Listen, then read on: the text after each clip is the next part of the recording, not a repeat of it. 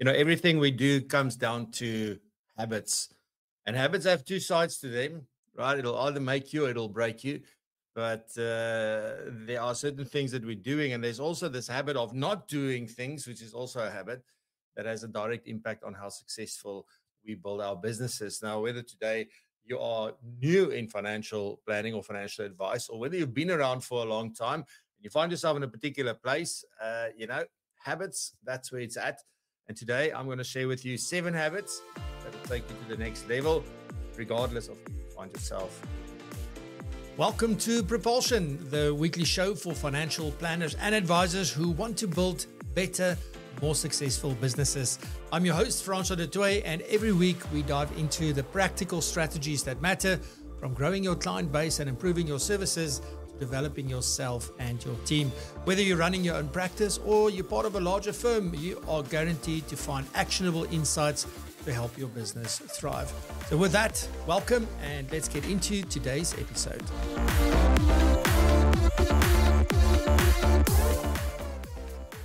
So let's talk about today and habits. Habits, there's lots that have been written about habits, lots have been spoken about habits. We all know what they are. And I usually start off the talk about habits with the habit poem, which is quite an interesting one. So if you haven't read it or you haven't heard about it before, just go Google the habit poem. And it's quite an interesting thing. But the essence of the poem is this, that a habit can either elevate you to the highest of levels, or it can break you down and make you as unsuccessful as you want to be, right? So that's basically in my way of putting that. But it's really powerful when you read that poem, because it really speaks to a lot of things, and it really sort of, you can't help but to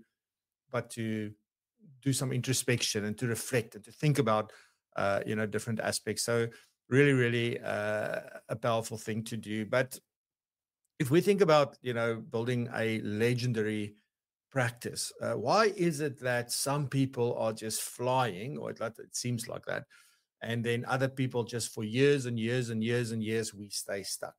Now, not all of these 7 habits might be important to you today.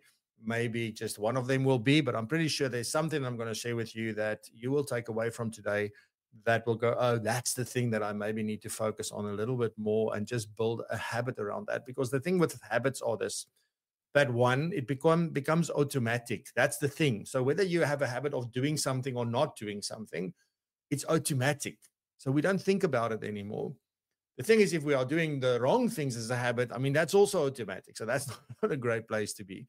So we want to be really, really careful about that. The other thing about habits, before I get into them, is that when we form a new habit and we learn a new habit, we've got to make sure that the only time that habit replaces another habit is when you're replacing a bad habit. So you want to fix your diet, you want to start exercising, those kinds of things. Then the habit of playing a PlayStation game all the time is replaced by exercise. That's a good thing, right? So no problem. I'm not saying give up the PlayStation completely or stop buying Lego. That's not what I'm saying, but it's definitely a case of saying, well, in that case, when I can replace a bad habit with a good habit. But what you really want to do is be stacking habits. So you want to make sure that one habit builds on top of another habit, builds on top of another habit, and all of them become automatic. And that's just the way that you operate, right? So think about a machine running. It's a well-oiled machine. It runs, it's smooth, it's got its rhythm, and it does what it's supposed to do. And it's an easy thing. So those sort of, I think, just the leading to the habits, which is really important. The other thing I want to say before I get into it, right? I'm building the suspense here. It seems unintentionally so. But one of the things that we also need to understand is that we often look at other people, and then we go like, sure, that's my role model. I want to be like that. There's so many people that I see are listening to people that are so far ahead of them, and they want to do what those people are doing. But then, the lower levels in the ladder is missing. So we can't go from ground to the top without going, it's like stepping on each of the steps of the ladder. So be careful about who you compare yourself to. It's great to have that as a vision, to say one day I want to be like that. but where am I today, and who's the best to help me today where I am. And you want somebody who's just a little bit ahead of you. You don't necessarily want somebody who's light years ahead of you, although it is great to speak to those people as well. But sometimes they also forgot what it's like to be where you are. So it's sort of saying, well, I need to listen to both those kinds of people and not just only to the ones right at the top or the ones who are way ahead of us. So it's sort of having a combination of people or resources that you consume and that you sort of listen to, right? So the first thing for me is that if we start thinking about you, and this is something I actually said yesterday to somebody at a conference where I was, that if anybody was to ask me, what would I advise anybody, somebody who's young, somebody who's new, somebody who's at any place, like my first question is, do you know yourself? Do you know yourself? How well do you know yourself? I only started that journey when I was 40. Today, I don't think go figure out what you want to do for a job. Figure out who you are. Like, that's the most important part. And, there's lots of tools. There's lots of people that can help you with that. Figure out what you're good at. Figure out what your talents and your gifts are. Figure out what gives you energy. I think if that's probably one of the biggest lessons that I've learned is just learn what gives you energy, because that's the thing that you'll just explore, and the one thing will lead to the next, to the next, to the next. So be in that, form that habit of making sure that you know yourself very, very well, and that you align everything else with that. And I can do a whole episode just on that, but that's really an important one as well. All right. So let's start off with the habit stuff. For me, habit number one is that you've got to focus on the things that generate income first. We often get so sidetracked by everything else that's going on and everything else that we need to do. And everything is important, particularly if it's just you in the business. I met with a couple of people in this year that they're still going at it alone. They've been around for quite a number of years, but they're still going at it alone. They're just not getting to that point where they are bringing somebody else into the team. So they are responsible for absolutely everything. And that is one of the worst places to find yourself. I was there for many, many, many, many, many, many years, even more than that. And it's really not a great place to be, because initially when you start off, you can do everything. You can get to everything. It's easy to do it. And then as you get busier and busier and busier, it's not so easy to do that. And then at some point you realize, like, okay, can't do this anymore. But now you're in this thing and you are in limbo, because, it's just like, should I, shouldn't I, can I afford it? Can't I afford it? And then even when you do appoint somebody, you find like, oh, got to train them, and it takes you away from the business. So you got to sit down every single day, week, month, year, and go, what are the 3 things that I need to focus on that generate income first? That's what we need to do. Once I've done that, I can go do anything. And this is the same thing for anybody in your team as well. What are the 3 most important things that they need to do that will help generate revenue? Right. So for example, let me take myself as an example. So I need to be speaking to people, right? I need to be creating content, and I need to be delivering services and training and stuff like that. So those are my 3 most important things. You would think that issuing an invoice is generating revenue. You would think that writing that newsletter is generating. It's not, right? That's not the core thing. It's what do I do in what it is that I do. I'm the person who create the content. I'm the person who design the things. I'm the person who need to meet with people.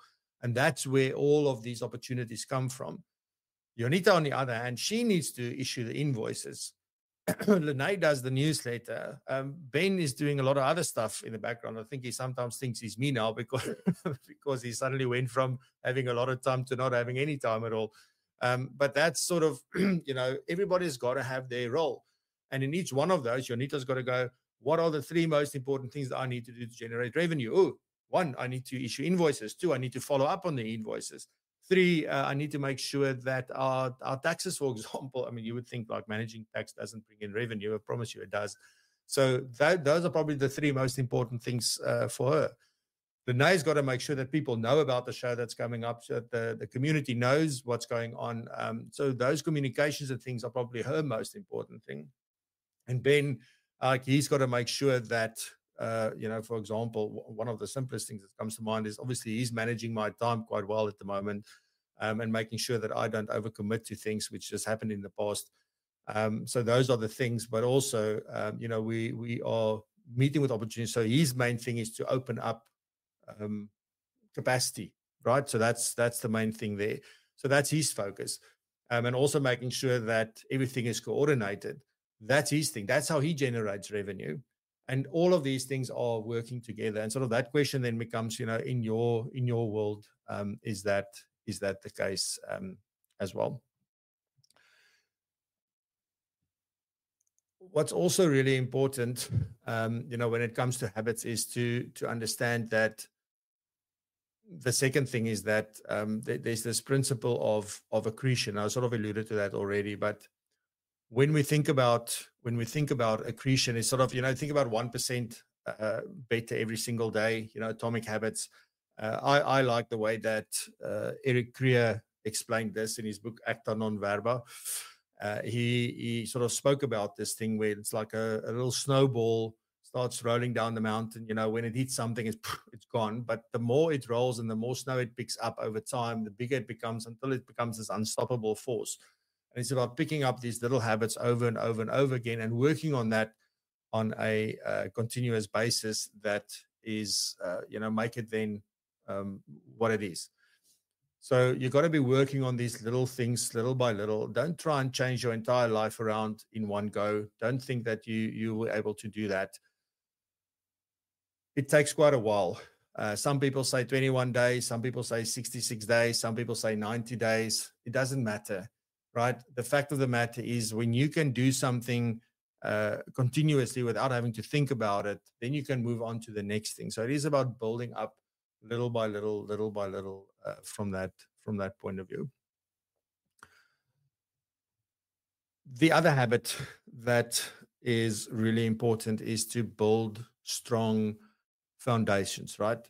And this is something that we're grappling with in our, this is something we're focusing on actually in our business. We had lots of conversations this week around, right, so where are we? What are we doing? Is the foundation sound or not? What do we need to make sure to make sure that foundation is sound? Because you can't build from something that hasn't got a strong foundation. So that's really important. There's a few things that you need to get into the habit. So if the first habit is you've got to do the focus on the 3 things that generate income first, do that. Excuse me. The next thing would then be to say, well, for example, we've got to make sure that we manage our finances correctly, right? That's a very strong foundation. We've got to make sure that I am not upgrading my lifestyle as my income grows, because that's a very natural thing for us to do. We're all aspiring to the next level to get there. But the longer we can prolong, or defer rather, these lifestyle upgrades, the better we'll be off for that. So that's really important. And also to make sure that, everything that we do and that we share with clients, everything that we tell them to do, are we following our own medicine? Are we taking our own medicine? Are we making sure that we are putting emergency funds in place, that we've got cash buffers and things in place in our businesses? Are we making provision for all the taxes that we need to pay and those kinds of things? Or is that a problem that arises once we get there?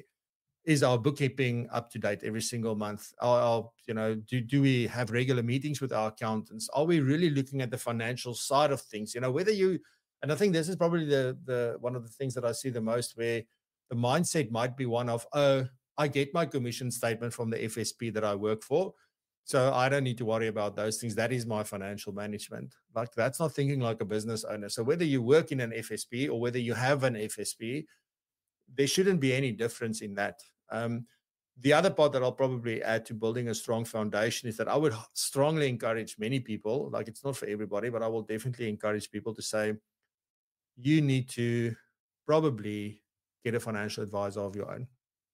So get a financial planner that looks after your things, right?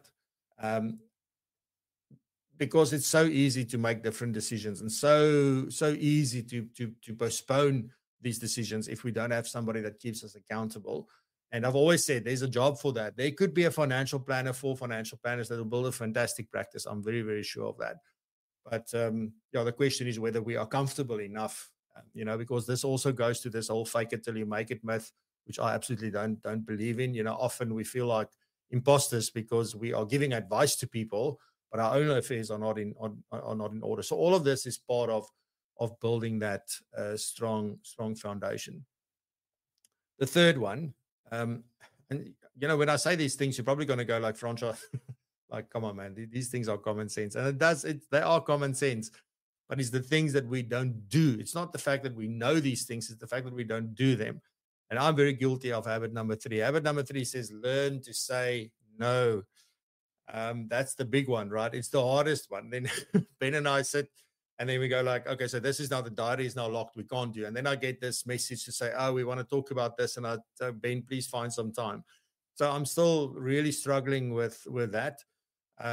But the more we can focus on things, the better. And when I did the mentorship with Daniel Strauss, and I went to his seminars and all those things, like I saw that in action, as he was talking, and then we went into breaks and things, and people were going to come up and talk to him and have some conversations. And then he was very direct to say, sorry, I can't, I'm prepping for the next session, in a very kind, very nice way. Said, I'm really sorry, I can't, this is it, right? And I also saw him do similar things. And we had loads of conversations around this during the mentorship sessions as well. It's such an important one. And if you find that it's very hard for you to say no, and I am getting better at it, right, Ben? You can let us know in the comments if I'm getting better. Because I am telling people to speak to Ben. He'll find some time if there is time. And then I'll put a buffer between me and others, so simply because I can't say no. So there's also some strategies that you can follow in order to make sure that you say no if it's very hard for you to do this. I also saw this when, it's a similar concept when it's really hard for you to talk about fees, for example, or to discuss pricing or anything like that. But the same thing with this is put a buffer in between you and the client. Jonita once went to a medical professional where it was this whole thing. And one of the questions that came up is like, what is this going to cost? And he said, I don't know. Speak to my my front office. They will give you all the information. They know what these things cost, etc. I don't know, because I can't have that influence what I tell you to do. So that was the answer, which was quite an interesting one to me. It was a big lesson on the day.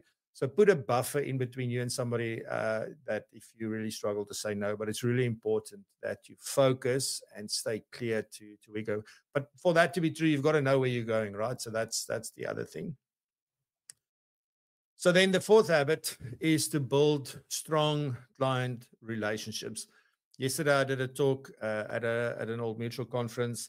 And one of the things was that, look, I mean, if you want to build a great business today, our business have always been a relationship business. It has always been a trust business, right? So that is not going to change. It's not going anywhere. But I think, people trusted us because of the knowledge we have. Now that knowledge is available anywhere, anytime, 24/7, right here on my device, whether I'm in the bathroom or I'm in bed or I'm on the treadmill or wherever I am. I've got the information at my fingertips. I don't need you anymore for the information. And in fact, if I start talking to my device, excuse me, it is a very nice experience. But it's not pushy. It's not trying to sell me anything. It's really kind. It's very patient. And that's the thing that we are up against, right? So the relationships that we build with clients are going to become more like a lot more important. Even I'm struggling to find the words. It's going to become more and more important. So the more we focus on the person and show them how much we care and treat them well and with respect and focus on them and not on the product that we want to get to them, even though the product is in many cases still the end result. The journey, how we get there has changed fundamentally. Some people will say, Francois, I have no idea what you're talking about because I still do it exactly. I'm still successful. I think you're finding it harder and harder and harder. But you're just not seeing it yet. Focus on that relationship. Focus on the person. Be interested in them, their situation. Show them how much you can. The rest is just will be money for jam. Like really, it's really, really easy to do that. So build strong client relationships. Make sure that you have a cadence of how often you engage with them. Make sure that there's ways for you to stay on top of when their life changes. In many cases, you will be the first person that they contact and speak to and say, this has happened. What do I do? But in many cases, you only find out after the fact that somebody has done something or something is going to happen, etc. Some of these things nobody can foresee, and that's okay. That's usually when you will hear about it. But when they make other decisions, you probably won't hear about that. Or when somebody gets into a relationship, or maybe they start a family, or whatever that may be. So those things are really important. And then just going beyond service, just showing that you genuinely care. I've said that quite a few times now, but they always remember how you make them feel, right? We all know the Maya Angelou quote. They remember how you made them feel. And if I feel cared for, I feel that I matter to you. And this is not about you, it's about me. It makes a world of difference. And we all have to play that role. Right. So let me just recap a little bit. So first one was to, part of know yourself and focus on the things that generate income first. That's really important. The second habit is build on strong foundations. Habit 3 is learn to say no. And then the fourth one that I just spoke about was build strong client relationships. Then the fifth one is to stay in your zone of genius, right? So stay in your zone of genius. What does that mean? And we've had quite some interesting conversations. Last week, I was speaking about this whole thing around personal development, and does it ever end, and should it end, and does it stop, should it stop, like, is it good, is it bad? So we had that whole conversation last week, and this sort of boils down to that, where we want to control our destiny. We all want to be in control. We all want to make sure that we get there as fast as possible. We all want to get there in one piece, if you will. But it also means that I can't let go of things. So you've got to understand, like I mentioned earlier, what gives you energy, what excites you about whatever it is you do. And this is where you've got to be very honest with yourself. If you get excited by the compliance part of the business, then maybe you should not be the financial advisor or financial planner. Maybe that's your thing. Maybe you should get a financial advisor or planner in your business. But often we think, I've got to do all these things. And you tend to do most of the things that you are comfortable with, and that maybe gives you energy. Or it's just because the other thing makes you uncomfortable because you think you are not there yet. You don't know enough. You don't have enough expertise. You're not comfortable enough. It could be a variety of things. But what you do need to do if you want to stay in your zone of genius, is that you've got to look at delegating. You've got to build a team. You need a team. I was listening yesterday to somebody speak at this conference who was just sharing her journey. And where she also said, like, for 5 years, I did this all by my own. I think she says it was 5 years. All this by my own. And then there was something that changed. And then she said, I've got to get a PA. I've got to get a PA. And that, I don't know if it'll help, but I don't even know if I can afford it, but maybe I must get a PA. And she did. And it changed her entire trajectory of her business. So that was one of the things that she was speaking about yesterday. So this whole thing about getting others involved, business is a team sport. There's no doubt about it. It's something I had to learn the hard way. There's no business that really works if it's just you. Otherwise, not a business. So you need to be able to delegate. Now, in our world, there's many different ways that you can delegate. Actually, maybe it's more of an outsourcing. Delegate, I would say, is in your business. So you've got somebody who works in your business that reports to you. That's, it's part of your team. And then there are people who are part of the team, but they're not in your business, right? So you don't pay their salaries, you don't pay anything like that, but you've got access to them. So outsource. So think about, product providers. Think about consultants, think about, I don't know, legal specialists and all sorts of other people that could help you from that point of view. And then there's other outsourcing solutions for which you'll have to pay, right? So you've got to think about who has got a vested interest in me being successful, and is there anything that they can do to help me? Is there anything that I can leverage from them that will help me be more successful or more efficient or whatever that may be? And then you've got to go look for people who, look, I don't have enough work to employ someone to do this 100% of the time, but I can outsource this to somebody else. And what would those things be? I think we don't take enough time to think about these things. And if you just sit down and think about it, these answers come to you. The other day on the flight to Joburg, I was just like, if I'm going to write a book, what would it be? And I started writing down these 4, 5, 6 questions. And then I just thought, like, but what if I do? And I just wrote down, I think it was 6 or 7 topics just off the top of my head to say, well, these are things that I want to do. haven't even gone through the answers to those questions yet, but suddenly things started popping up. So if you can just sit and think about these things, you'll find ways of, or you know that there's people, I know I should be delegating this to this person in my team or that person in my team. Or if I train my team on this, I would be able to delegate this to them, right? So there could be that opportunity. Who else do we work with that's got a vested interest in me being successful, or our business being successful, our practice being successful? Who can I involve? What can I leverage from them? And then where are the gaps? Where do I need to go and look for something? And I know it's hard to find people. I know it's hard to find solutions. It's not easy, but that's when you can ask like people in the community, etc., or people that you know in your network. Who are they using? What are they doing? You know, have they got any ideas or suggestions from that? And think with others. It really helps quite a bit. So that's about that. One thing that I always tell about this, you know, like if you just to sort of step off this whole thing about stay in your genius zone, is that I was driving to Krugersdorp, from Krugersdorp to Pretoria rather, and those of you that would know, like about 20 k's, I think, about outside of Krugersdorp, you find there's a one-stop, a total like one-stop. I know it's engine one-stops, but like a filling station, the whole thing that you can park there. And just about like a kilometer or two before that, there was this, there was somebody that was pushing a car, and somebody was inside of the car. Somebody else was pushing the car. And I was just thinking, I'm very happy it's not me, right? Number one. Number two is that it just sort of immediately made me think that, isn't that what our businesses are like? You know, it's sort of like I'm pushing a car, right? All by myself. It's just, there's nobody in the driving seat. What I'm doing when I'm working is I'm pushing the car.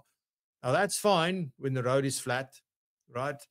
But when the hill starts going up, you will get tired very, very quickly, and you won't be able to push that car all by yourself. I'm not even talking about turns in the road. Like, how do I now make this car go to the left if I'm not in the driving seat when we have to go left? So that's a problem. And then even if we then hit like a downhill, that car is just going to run away from you. You've got absolutely no control over anything with that car. And that's sort of, for me, how businesses are, where we are self-employed. We do everything by ourselves. That we don't get anybody to help us. That's where it's at, right? But initially, the road is flat, it's straight, so it's, I can do this. This is easy. Until things starts to change. Then the sixth habit that I want to share with you is showing up consistently. That's really important. The fact that, you know, a big part of trust is reliability.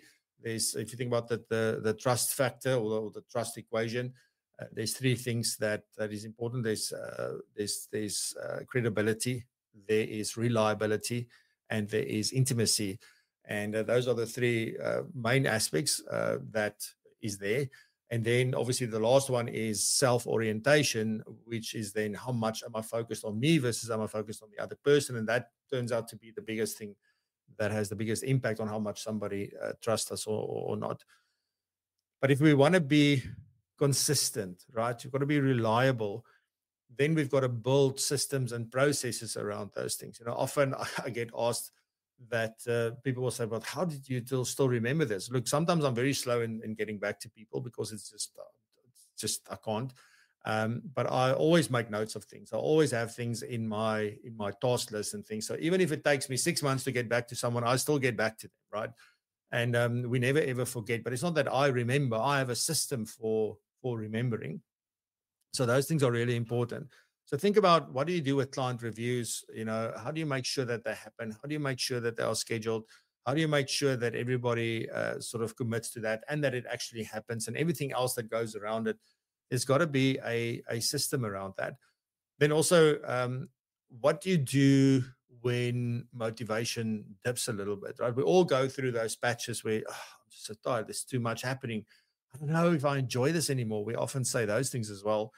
When in fact we know we really love what we're doing. Some people will go like I used to when I had a practice. I was like, okay, this is not enjoyable for me at all. I don't love this. And until I found what I really, guess what gave me energy, right? And I went down that path. And now in 10 years, there was not been one day, doesn't matter what happened in my life, not one day where I didn't get up excited for what we are going to do today. Doesn't matter how much work is on my plate. I don't care. It's fun. I enjoy it. I get energy. And not everything I do is great, but I guess that's par for the course. So we all got to understand that. And then just make a distinction between intensity and consistency. So this is the thing, right? So I could say, if something's on my to-do list, it has to get done today and it has to get done tomorrow and it has to be done in a week, and whatever the due dates are that we put in there, like it has to be done all like that. And there's never a moment to stop. So don't sort of confuse that with consistently doing the things, consistently saying no, consistently doing my habits and everything that we spoke about up until this time, because that's really where the value sits, and that's where the results come from, and that's where we really see things move forward quite considerably. So don't do that. You will have periods of intensity. You will have to, like when we had the Global Financial Planning Conference, it was intense, right? The tech event is coming up. It's going to be intense, but it's moments of intensity, but it can't be intense all the time. If it's intense all the time, something is really, really amiss there. And then habit number 7, and this sort of goes back to last week. It'll be my belief and my philosophy for the rest of my life, but this is to invest in your growth. And again, yesterday I was sharing about the 3 maturity curves.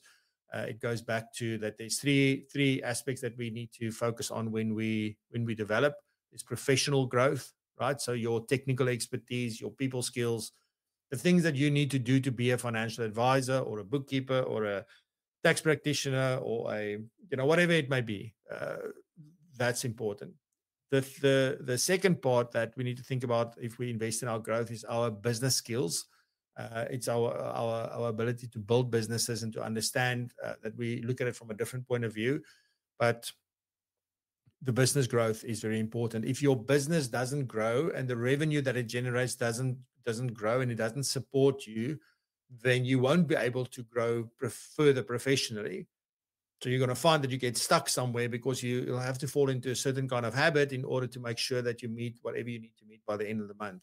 So you've got to build your business at the same time. So there's growth from a business point of view. The last thing is personal growth. And you know that I'm saying that your business can't grow unless you do. And personal growth for me is all about knowing yourself, building your habits, making sure that you focus on the things that you're really good at and the things that are natural for you, and to get other people involved that complement you and that do the other things that you don't enjoy doing and that you're not good at, for them to do that. Don't fall into the trap like I did, like, I have to know everything and I have to be good at everything and I have to be able to do everything myself. Knowing in some instances is fine. You've got to be able to do the things that you love doing, but the rest you just need to know about. But you don't need to be an expert. There's other people who can do that much more easily, and they get energy from that. So do think about that as well.